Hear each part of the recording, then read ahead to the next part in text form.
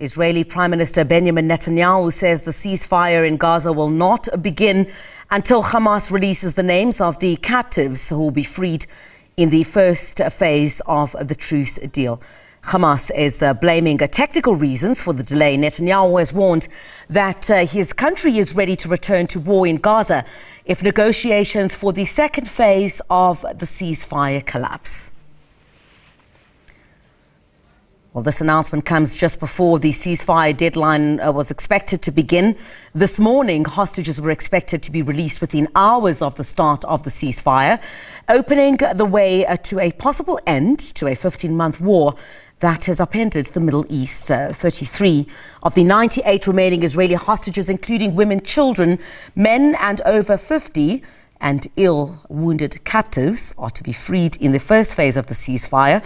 In return, Israel will release almost 2,000 Palestinians from its jails.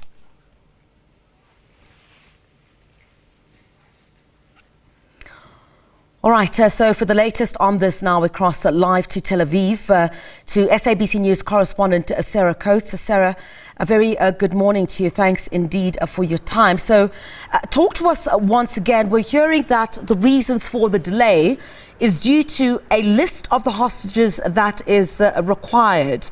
Could you expand a bit further on that for us?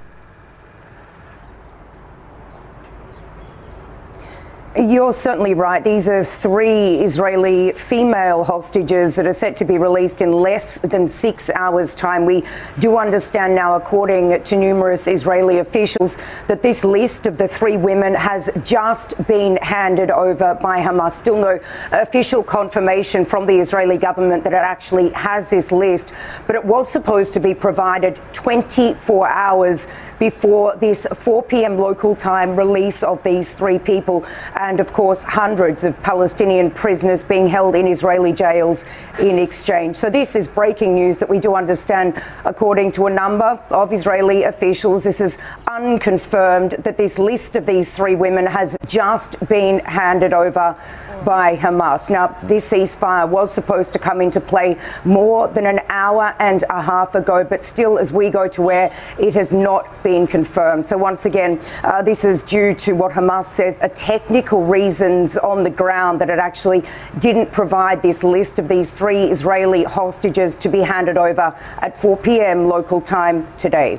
Does that then pave the way for the kicking in of this ceasefire agreement, or are there still other issues that need to be ironed out? Because as you say, what you've just told us now is information that is just coming through.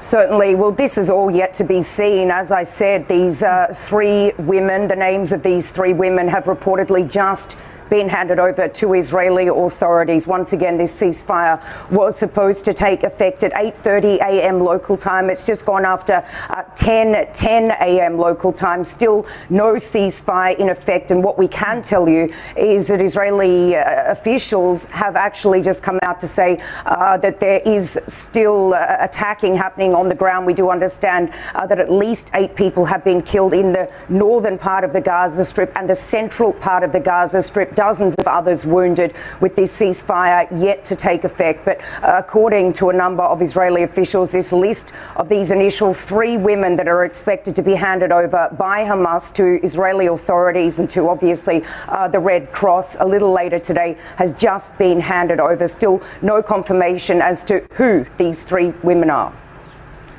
All right, so what's been the reaction from Hamas, and any reaction from Qatar, Egypt, the United States of America, of course, these countries that facilitated the ceasefire deal?